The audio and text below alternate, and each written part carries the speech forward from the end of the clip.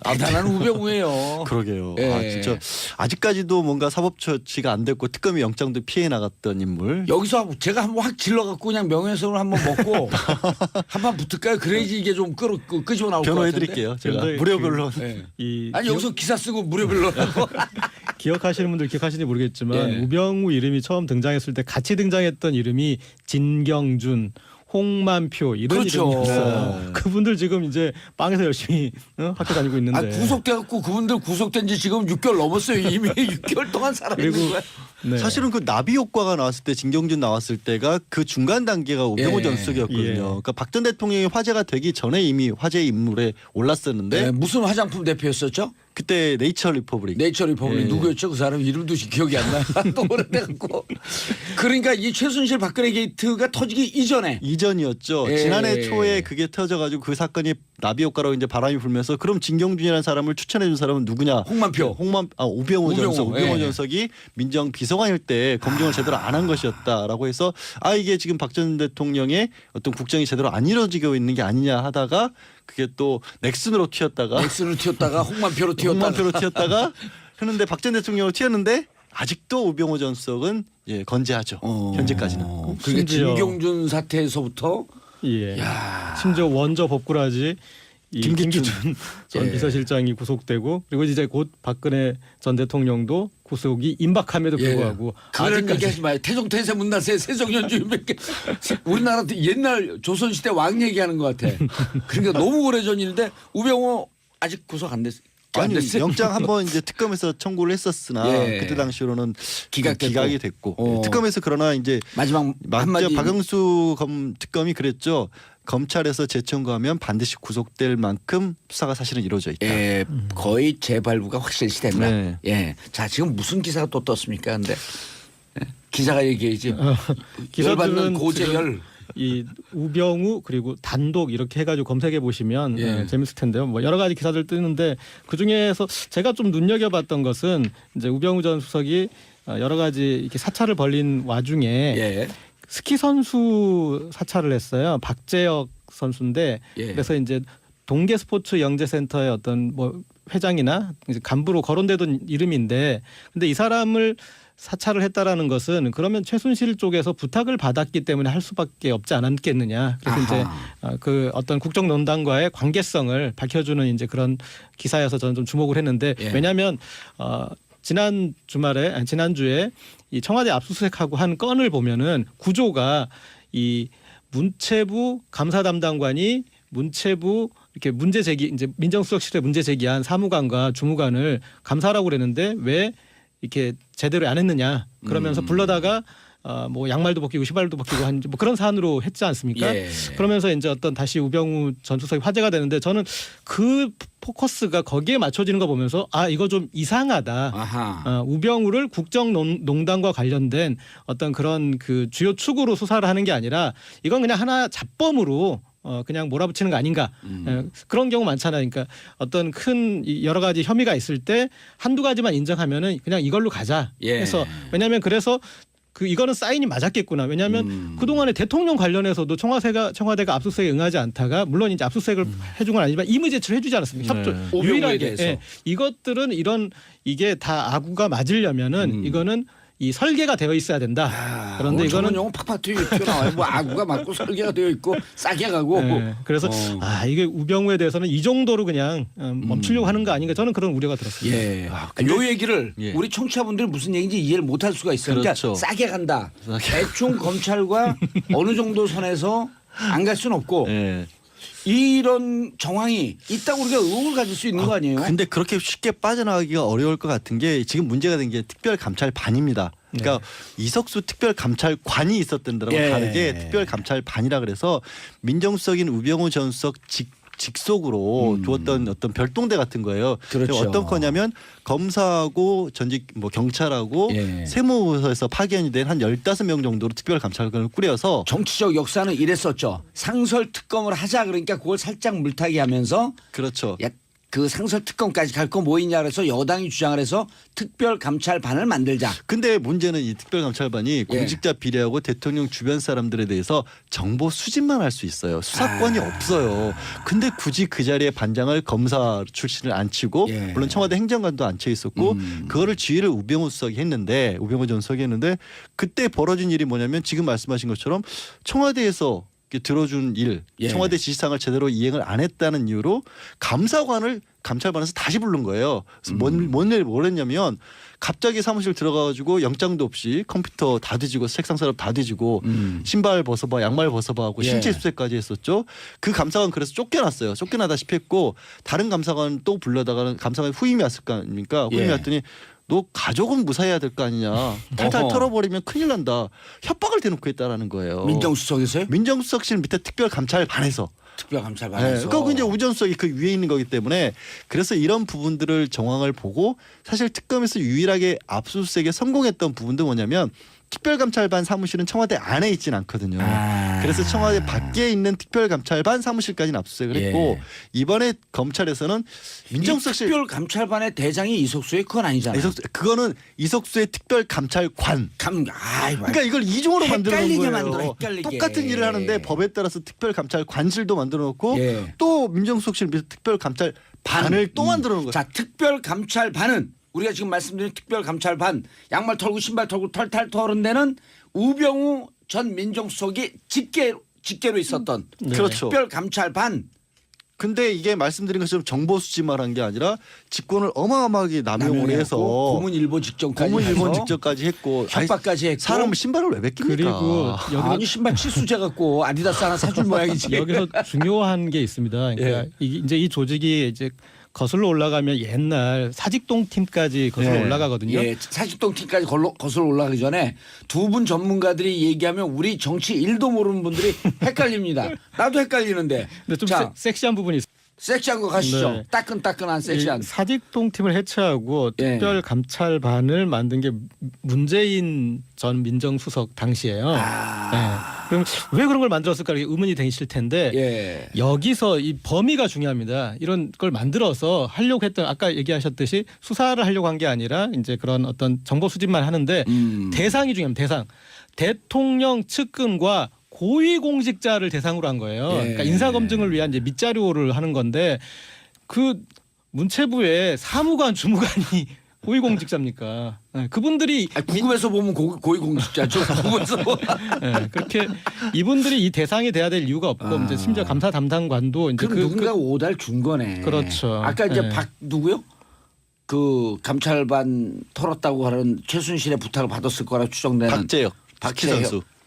스키 선수. 그 옛날 우리가 막 응원했던 선수 같은데. 그러니까 그 분을 사찰을 했다는 거예요. 사찰한 거지.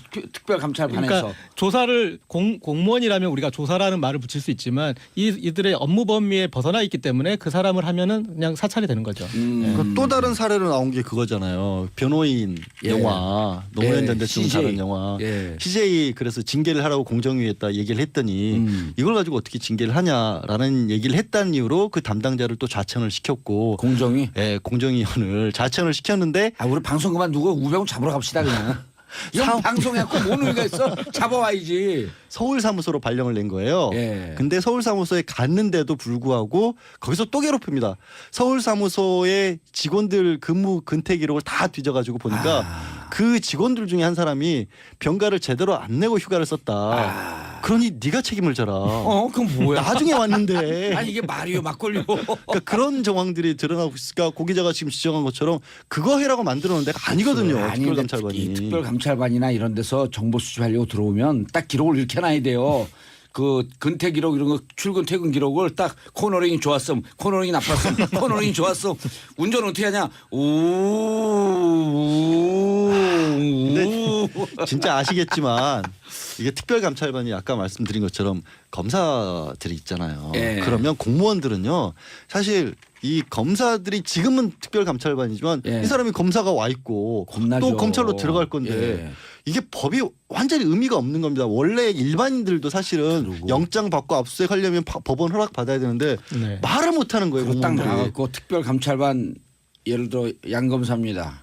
목소리 딱 깔고 그러면 일단 공무원들은 쫄아요. 당연하죠. 그 점심 쫄면 먹어야 돼. 이분들이 이렇게 자, 한번 저한테 사찰 나왔어요.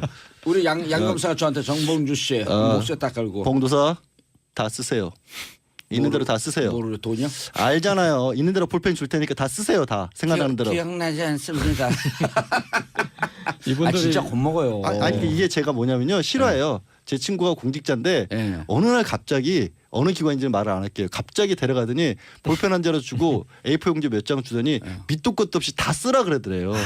그러니까 진짜 뭘 물어보는지도 모르겠는데 그냥 앉아서 초등학교 때 잘못한 것까지 다 써. 아니 우리 고등학교 2학년 때 예. 조모시기 깡패 같은 선생님이 있어요. 딱 수업 들어가고 시작하잖아요. 공부 가르치기 싫으니까 앞에 30분 까먹고 어떻게 까먹은 줄 알아요? 눈 딱 내리깔고 이상한 책 보는 놈들 일어나. 아니 그럼 수학 영어 시간인데 수학책 봐도 이상한 책이죠. 이른바 빨간 책 봐도 이상한 책이죠. 그러니까 일어나 그럼 한 애가 슬그머니 일어나요. 더 안 일어나? 그리고 30분 동안 일어나래. 그러면 결국 50명 다 일어나. 다 이상한 것까지 다 사실 그거 정말 무서운 거거든요. 무서운 거죠. 자, 그래서 지금 우병우 수석에 대해서 언론이 나오고 있는데 검찰의 태도는 뭐냐는 거예요. 검찰의 태도는. 그 조홍천 의원이 이제 재밌는 지적을 했습니다. 예. 이거를 제대로 수사를 하려면 봤을 때 아주 기본이 지금 안 돼 있다. 일단 청와대에 있다가 청와대 파견했다가 복귀한 검사들을 예. 그들을 일단 조사해라. 그리고 지금 바로 밑에 있는 민정비서관 윤장석 민정비서관 예. 이분이 이제 그 특별감찰반의 김종현 반장 이분도 검사 출신인데 거기에 직속 상관이었고 예. 네.